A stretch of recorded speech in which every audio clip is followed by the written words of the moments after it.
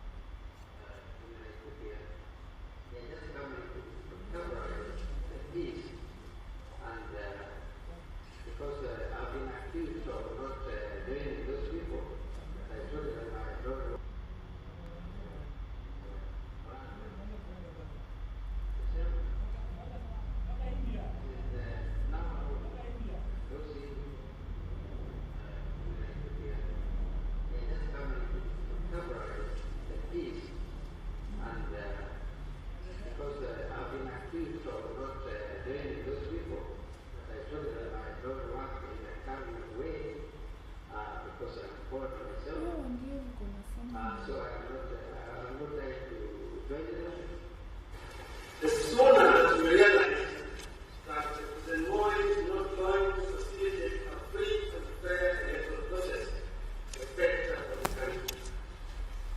I'm therefore suggesting to the Chairman that this supposedly seriously considers an alternative to the present crisis, suggesting that as a first step, this symposium should transform itself into a national convention.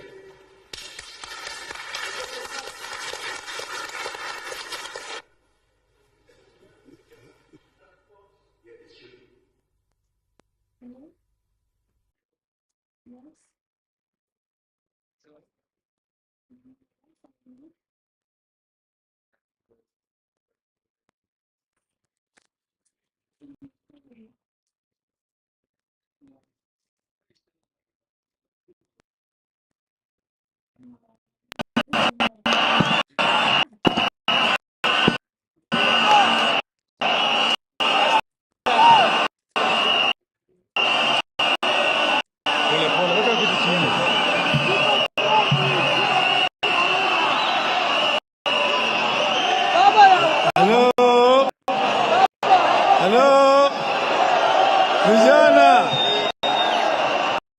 tupo site, kata simu.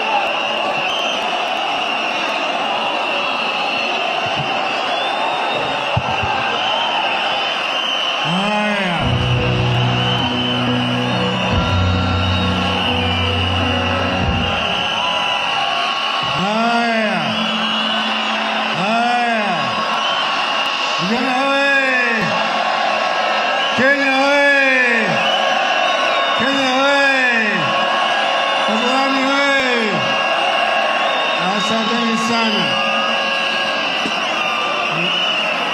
Hello.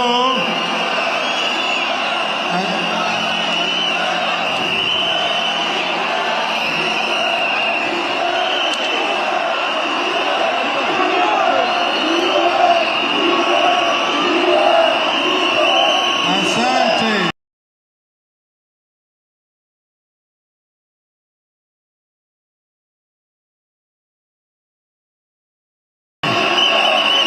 Asante sana.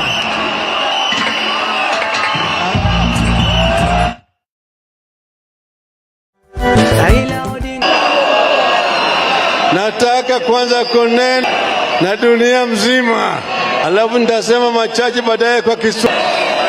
Niendelee? Niendelee nisiendelee? Hapana. Sawa. Itosha. Tosha vijana. Fellow citizens, thank you for keeping them alive in our country. Also for standing with me. Many years of struggle to liberate Kenya. Thank you for the battle fought together. Long, not alone or felt, you have fought together. But allow me to take this very special moment to convey my very personal and deep gratitude to my family and the entire family for their enduring spirit in difficult, upsetting and tragic times. Through the times, they have kept powering through and lived up to the Jaramogi Oginga Odinga's mantra that freedom has a price. I also want to thank my fellow compatriots in the struggle. Thank you for keeping the faith. Thank you for fighting the good fight. I wish especially to thank the strongest human being known to me, Her Excellency Dr. Aida Betty Anyanga Odinga, the pillar of our family and the secret weapon to our combined strength. Aida is the mother of our 4 children, Fidel Odinga, Rosemary Akeyo, Raila Jr., and Winnie Imgad Chogo. The 4 are all different in character, but are all endowed with the strength of their mother, Aida. Every time they put me behind the bars in the 80s, they thought they'd stop the fight for Kenya, only for them to meet an even more relentless fighter in the person of Madam Aida Odinga, a fighter as determined as only a mother can be for her children. Nothing can stop the power of a good woman fighting shoulder with shoulder with an engineer. However, in this election, Mama Aida Odinga's children are you, the people of Kenya. Fellow Kenyans, by voting in our next deputy president, Madam Martha Wangari Karua, you will have a complete army to fight for you and our country. Martha is a freedom fighter. She stood for the right of the people of Kenya. She had paid a price for it. She had stood straight even at the times of great difficulties. That is something you won't find on the other side. There are neither fighters nor fighting spirit on the other side. There is no known fight to make Kenya a better place that has been led by the people on the other side. The fighters for a better Kenya are on this side. Wako hapa Kasarani leo. Fellow Kenyans, Wangari and Amollo simply running to win an election. You are running to make Kenya a first-class global democracy and an economy.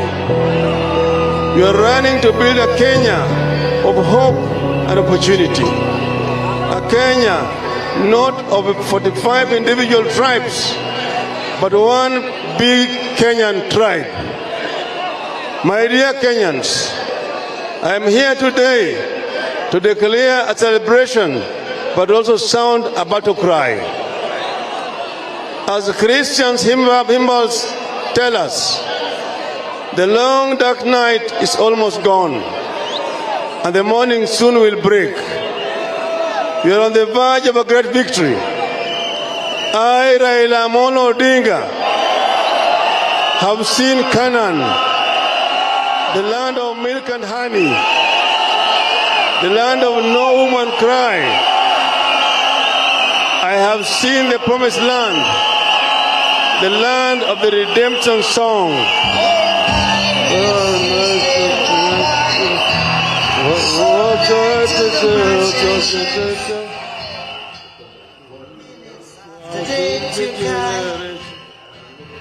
From the bottomless pit, but my hand was made strong by the hand of the Almighty. We forward in this Hello? But we know the battle is hardest when victory is nearest. Get ready, my dear Kenyans, and keep the spirit of a luta continua. Next Tuesday, all Azimio followers have to be at their polling stations by 6 a.m. and cast their vote. August 9th marked the 7th multi-party election in Kenya. Historically, the number 7 is a symbol of completion and a new beginning. God rested on the 7th day after completing his work. Joshua went around the wall of Jericho 7 times for the wall to fall and pave way for a new beginning. Pilgrims to Mecca walk around Al-Kaaba 7 times to achieve a healing and reconciliation with Allah. On the 7th multi-party election on Tuesday, we will mark the year of completion and new beginnings. I must remind you also that we started this struggle on Sabasaba Day, the 7th day of the 7th month of 1990. On that day, we declared that the walls of dictatorship must fall, the walls of corruption must fall, and the walls of impunity, injustice, and exclusion must fall. On Tuesday, we complete what we started on Sabasaba Day, and destiny has appointed the 7th multi-party election at the date of this completion. My dear Kenyans, the question we face today is, who has a safe pair of hands to complete what we started on Sabasaba Day? Whose hands will dismantle the bandit economy of corruption? In whose hands are your families safe? When you look at your children, who do you feel will really make sure that you have the ability to give them the best that they deserve?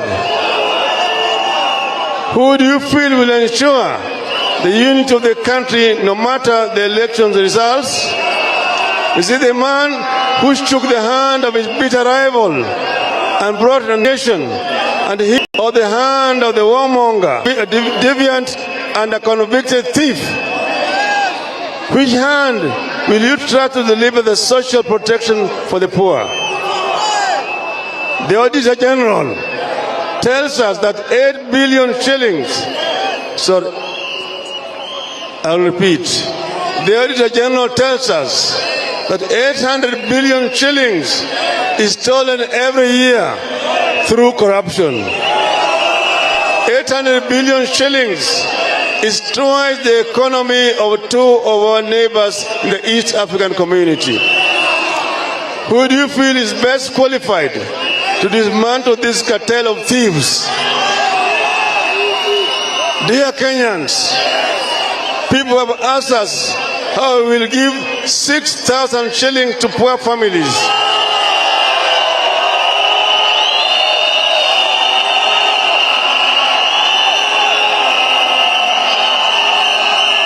Hello? Hello? I repeat, people have asked us how we will give 6,000 shillings to poor families. But that is the wrong question. The question we should be asking is how a few corrupt people got to be paid 800 billion shillings every year from our budget. How did the government afford this? How did these people con us? If you could afford to pay 800 billion to con men, you can afford to pay a mere 6,000 shillings to known and real Kenyans struggling with life. What these families need is a direct injection from government. These families need direct government funds to feed their children. So, in the first 100 days, my government will begin paying 6,000 shillings to families living below the poverty line. Stop until they reach a place where they can feed their children without our help. This is what we are calling Social Protection Program. Fellow Kenyans, as you go to the ballot on Tuesday, I want you to know that we as a country are at inflection point. Either something very good will happen or something terrible will happen. You have a choice of the promised land, but the land of bondage is also within sight. The Pharaoh is refusing to let our people go. We left the land of bondage on Sabasaba Day in 1990. On that day we declared this: let my people go. Today I repeat the same declaration: let my people go. Free them from bondage of thieves, free them from the bondage of liars, and free them from the chain links of corruption. Dear Kenyans, we are soon entering Canaan, and there are a few rules we will have to observe. In Canaan, we must embrace reconciliation. We cannot get to Canaan, a divided nation that is happy. In my government, there will be no revenge. I pledge to be the president of all. I have made this decision because I did not choose my liberation cause. The liberation cause chose me. And when I was tempted to run away from it, the cause always found me. This is why I always found a place in my heart to reconcile. I shook the hand of Mr. Daniel Torotich Arap Moi in March 2002, or President Mwai Kibaki in February 2008, and of my brother President Uhuru Kenyatta in March 2018.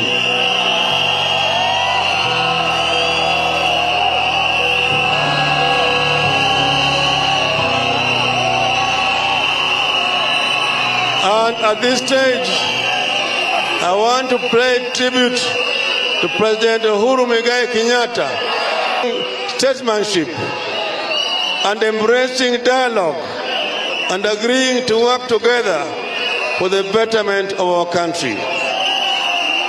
I want to assure Kenyans that we will continue with this handshake doctrine, the doctrine of unclenching the fist for the sake of Kenya.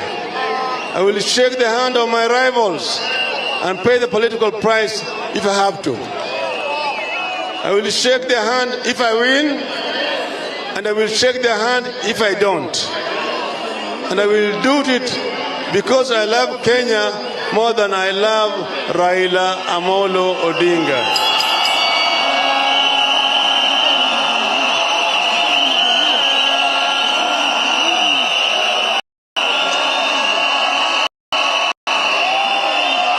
Dear Kenyans, the election is a mere 3 days away. Make arrangements to vote on the 9th. Let us vote early. Let us win early. I need the vote of each and every one of you. Listen to me now. Choose your president yourself. Peace be with you all. God bless you. God bless this election. God bless this, our land and nation. Asanteni sana.